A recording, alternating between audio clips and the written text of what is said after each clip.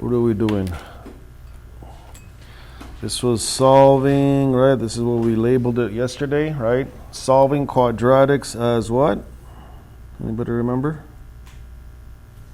They're already perfect squares. See, it's assumed that you already got it to this point, and you already completed the square, so it's a perfect square already. Solving quadratics as perfect squares, but this is part 2, right? Because yesterday was part 1. So if you didn't do part 1 or see the video for part 1, you got to go back and see the one for yesterday. Do that. Do make sure you do those first. Those were the kind of easier ones too. Today we're going to see the ones that don't finish as easy. Here we go. Let's just jump in. How many did we do yesterday? We did 4, so this is number 5? Yeah, this is number 5 then. If we did 4 yesterday, we're going to go with 5, right? So make sure you see part 1. Okay, here we go. So 6 parentheses x minus 1 squared equals 10. Okay, so then that's going to be divide by 6, divide by 6. This is already a completed square. That's going to be x minus 1 squared equals what? 10 over 6, yes? Yes. And before you get all excited and you want to start squaring everything, square rooting everything, what do you got to check for? This. Always when you have your fraction, always check and see if you can reduce or simplify. Yeah? Yeah, we can reduce and simplify this. So really we're going to work with smaller numbers here. That's going to be x minus 1 squared equals, everybody, 5 over 3, yes? Divide by 2, divide by 2, yeah. Okay, now we can square root both sides. And we know that when there's a fraction and we square root it, I know we put a big square root like this, but just get it into the habit of, when it's a fraction, they both get it. They both get it, right? They're both going to get both get the square root.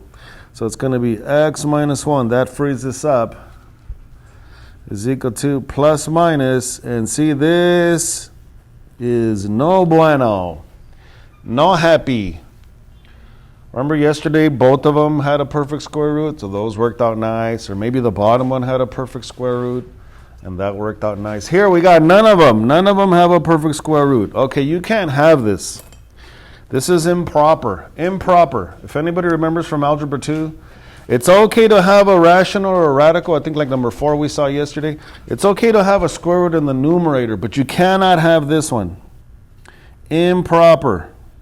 Does anybody remember how to fix it and how to make it a whole number? We got to fix this. We got to fix it. Before we proceed, we got to fix it. Fix it. What do you mean by fix it? I'm telling you, you can't have a square root in the denominator.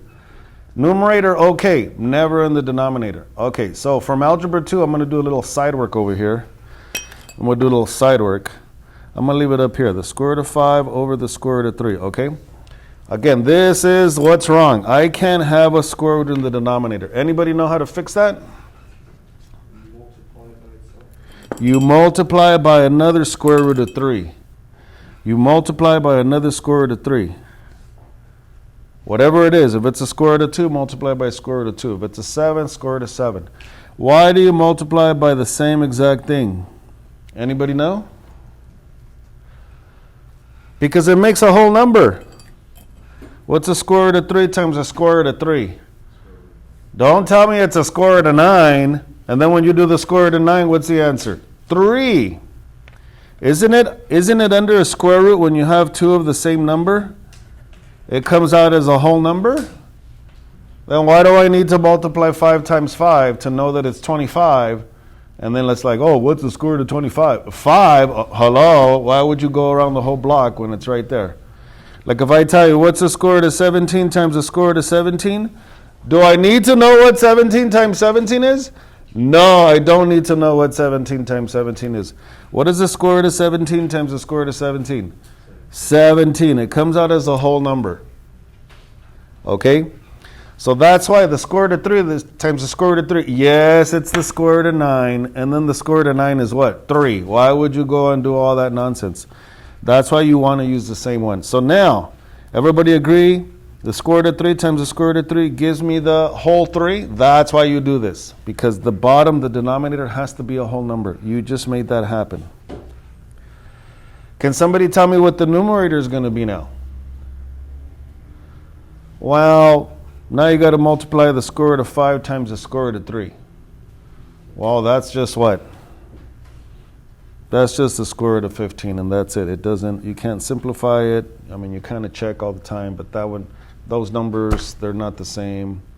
So it's just going to be the square root of 15. Okay?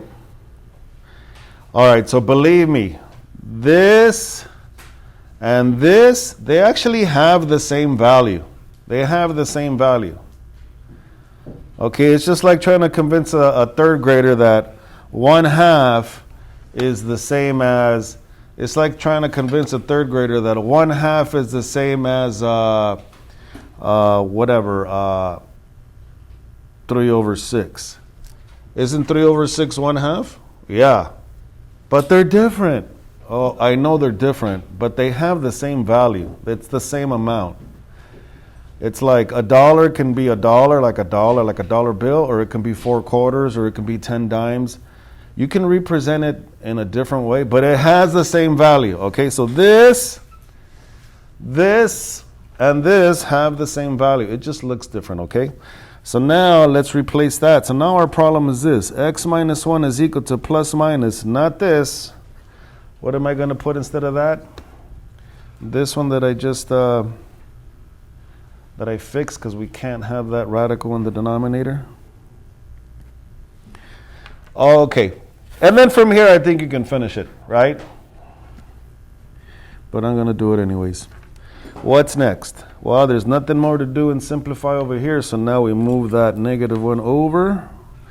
That's going to be x is equal to +1 plus or minus the square root of 15 over 3.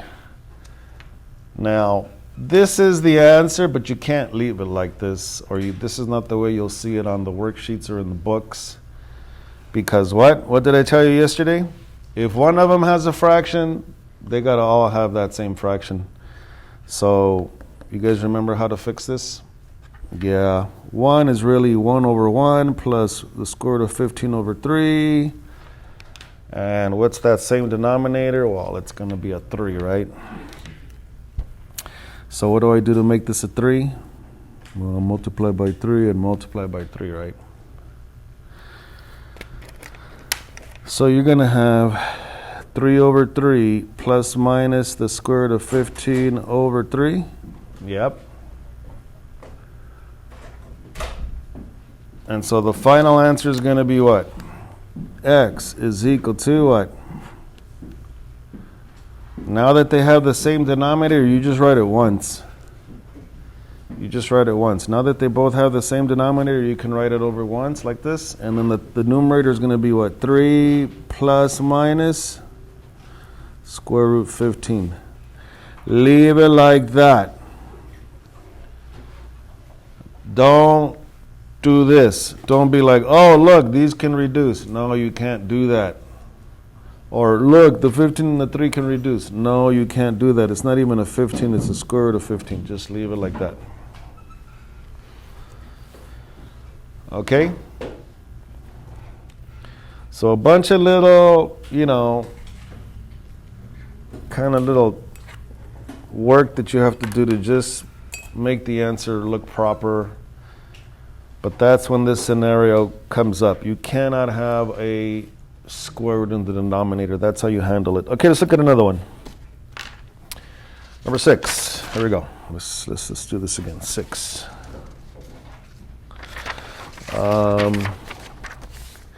Okay. What? Okay, whatever. 6 parentheses or times x minus 5 squared equals -43. What? Oh. That one.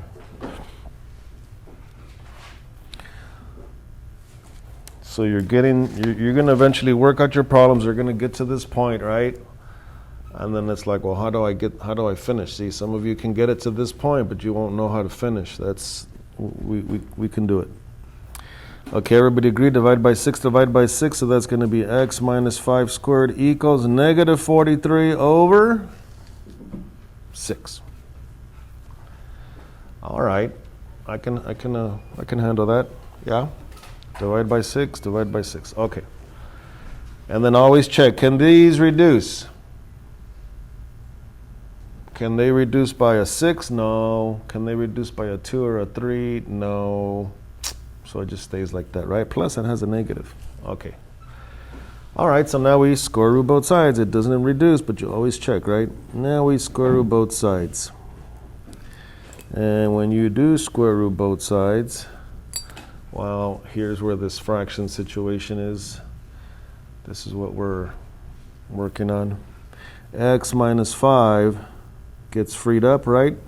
Equals plus minus. And remember, both of these get this. Both of them get it. Okay.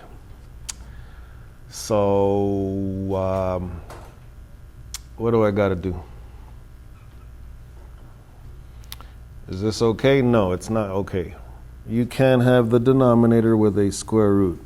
And then we also got to fix that negative, but that's not my first concern. My first concern is this. How do I fix this? I can't have that. Well, we just did it right now, right? X minus 5 is equal to plus minus. And I know that negative 1, I'm just going to do it now, even though I said I wasn't going to. You know what? I know that negative is really going to be an I squared. I'll just do it now. You know that negative 1 turns into an I squared. We'll just do it now. But even so, how do we fix this and make that proper? Multiply by another what? Correct. That's it. Okay, so cleaning this up, it's going to be x minus 5 equals plus minus. What's going to be the denominator now, everybody? 6. What's the square root of 6 times the square root of 6? Don't tell me the square root of 36. And then the square root of 36 is 6. It's right there already. Okay, we got it. We want that. The bottom of the denominator has to be a whole number. That's why you're doing this nonsense. And then you just multiply this. I don't know what it is. 258. Anybody have a calculator? It is. It is 258. Because 43 times 6 is 258. Somebody check that. But remember, that negative turned into an I squared. Okay. I don't think you can simplify 258, so just leave it like that. But that I squared is going to come out. You guys agree? The I squared comes out as what?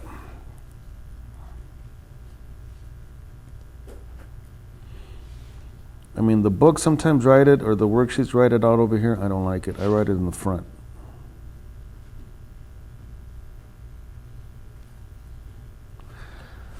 All right. Yeah, we got that? Now what? Well, this is done. I got nothing else to fix over here. Now I can move this over. X is equal to positive 5, because that's negative. So 5 plus minus I root 258 over 6. Okay.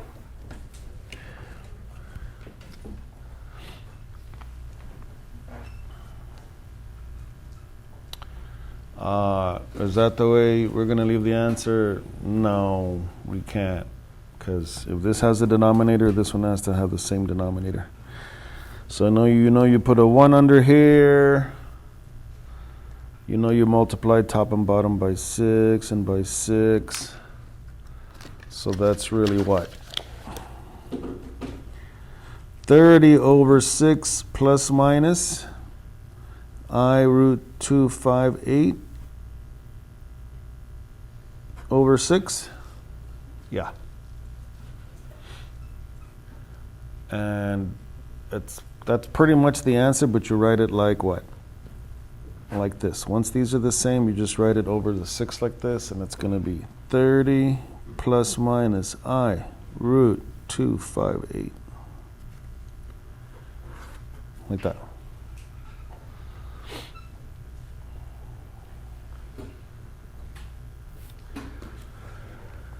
Okay, questions on this one? I think we got it. I told you like most of it.